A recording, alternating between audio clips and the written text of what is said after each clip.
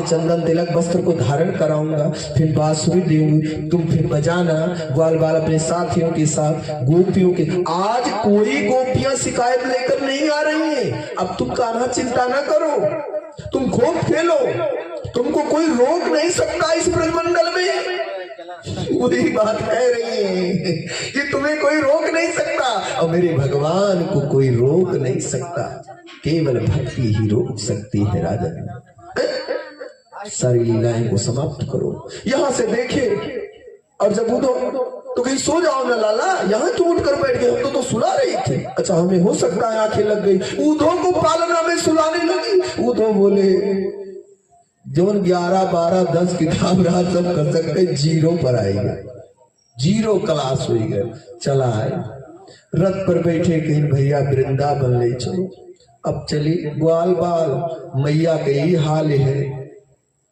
अब चलो, हमारा तो एको क्लास नहीं बचा है, लेकिन चलो दर्शन के आई देख ली। काजनी कभी कभी ना पढ़ा रहो, कढ़ा रहो तो काम चल जाता। अब अपनी कढ़ाई को लेकर चल गए। जो कढ़ा थे बचपन की, वो कढ़ा लेकर वृंदावन की तरफ रथ को चल।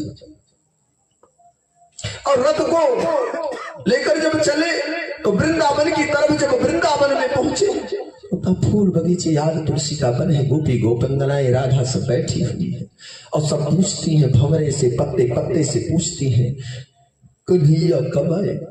कन्हैया तो धोखा देकर चले गए, प्राण चित चुरा कर ले गए। कह कर गए थे कन्हैया आऊंगा परसों, बीत गए बरसों आए न काना नरसों। और सब रो रही। एक भंवरा आ रहा, वो भंवरे से ग्वाली पूछती है गोपियां, ए भंवरे, तुम्हें कृष्ण ने भेजा है तो जाके कृष्ण से बता दो कि शरीर ही कृष्ण है, कृष्ण ही शरीर है, प्राण ही कृष्ण है, कृष्ण ही प्राण है, यहां कुछ बचा नहीं है, जाओ बता दो। उधो सारी गोपियों को हाथ जोड़कर सबका 4 बार परिक्रमा किया और रथ पर बैठकर धीरे धीरे कृष्ण के यहां आकर ढल। कहीं कृष्ण बताओ, उठो बताओ क्या हुआ? ये बोले न पाए, कुछ नहीं बोल पाए मेरे ऊधो।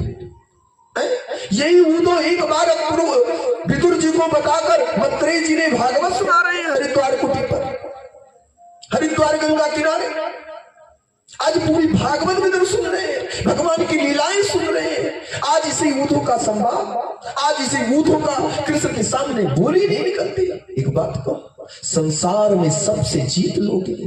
कृष्ण ने तब भी कहा था, ये ऊधो जब मिले मेरे विदुर तो बताना मत्रेय मुनि जाना, कुटी जाना, उन्हीं से प्रश्न करना।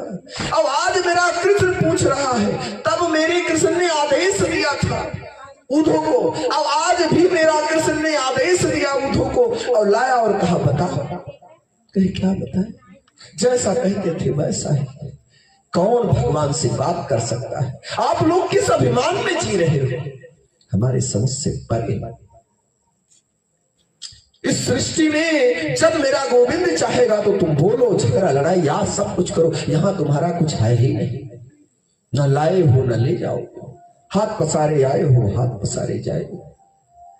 बोले बाल कृष्ण लाल की जय। सुंदर घट से जीवन बीतने लगा है, भगवान बड़े हुए, भगवान का विवाह हुआ है? अस्ति और प्राप्ति ये दोनों पत्नियां कंस की जाने लगी। कहा गई? सौवाद का श्रा क्रियाक्रम हुआ और जरासंध अपने बाप के घर गए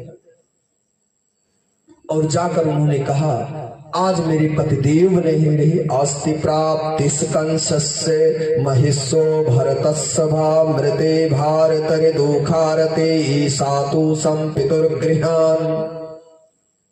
कंस रूपी अभिमान की 2 पत्नियां, अस्ति और प्राप्ति। संस्कृत में अस्ति का मतलब होता अस्ति माने है और प्राप्ति मतलब अभिमान। अभिमान जिसके अंदर अभिमान है वही दोनों पत्नियां हैं कंस की, अस्ति और प्राप्ति।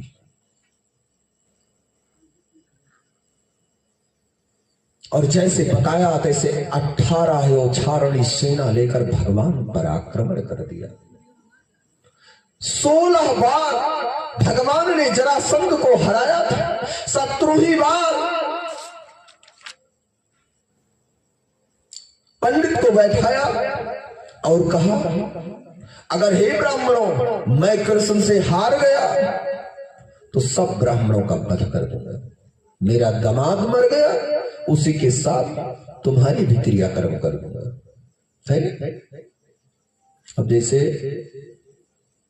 हमें जो बढ़िया साधु बनावा चाहो तो परसों रास्ता में हथियार तलवार लेके खड़ा हो सकता, भर विदाई मिली लेके चला, एक खड़े जब रोशन दे दिया हम भी चले जाएंगे आराम से, है? इसी तरह से जरा समझने की ब्राह्मणों के साथ। और जैसे किया तैसे भगवान तो सब जानने वाले, अब तो जानते हो भगवान सब जाना था, भगवान को सारी बात पता हो गई। बलराम से कहा गाओ, बोले हाँ, बोले भाग चलो, अब युद्ध नहीं करेंगे। बोले क्यों?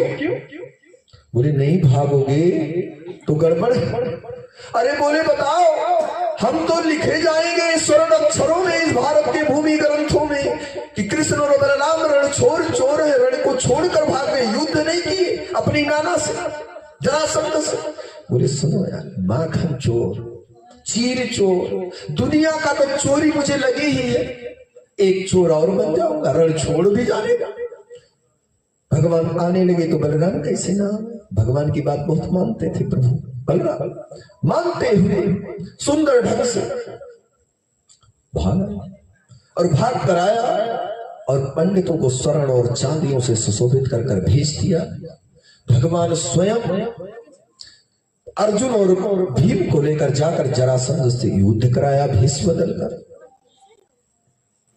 और पुनः भेष बदलने के बाद जब संकल्प करा ले गए भगवान भिक्षा के बाद, और भिक्षा में युद्ध मांगे कि इन दोनों में से मैं इनका गुरु हूं और दोनों मेरे शिष्य हैं। तुमने सुना है कि तुमने कृष्ण और बलराम को हराया है और ब्राह्मणों को बैठाकर तुमने तप कराया, मंत्रों के द्वारा तुमने जीत की है, इसलिए हमारे ये 2 ब्राह्मण शिष्य हैं, इन दोनों से तुम युद्ध करो। इसमें दोनों में से कौन से लड़ना चाहते हैं?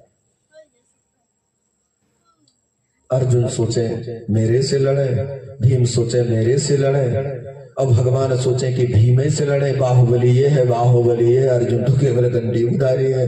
अर्जुन जब भगवान ऐसा सोचने लगे तो अर्जुन का मन भी ऐसा प्रवृत्ति में, ऐसे स्वप्न में बदल गया। हाँ भैया से लड़ जाते तो बोलना भीम बड़े हैं अर्जुन से, भीम अर्जुन तीसरे नंबर पर, युधिष्ठिर भीम, तब अर्जुन, तब नकुल, तब साथी, भैया को चुन लिया। युद्ध हुआ, मुकुट लेकर चले गए, वही परिचय दिया, वही आजकल युग उस पर विराजमान हो गया। बोले बाल कृष्ण लाल की जय। सुंदर ढंग से रैवत नाम के राजा थे, उनकी पुत्री रेवती थी, उनसे विवाह बलराम का हुआ है, और रुक्मिणी जी से विवाह हुआ, उनके भाई रुक्मी जी है, और रुक्मी जी मित्र थे शिशुपाल के, इसलिए रुक्मिणी उनसे विवाह नहीं करना चाहती थी।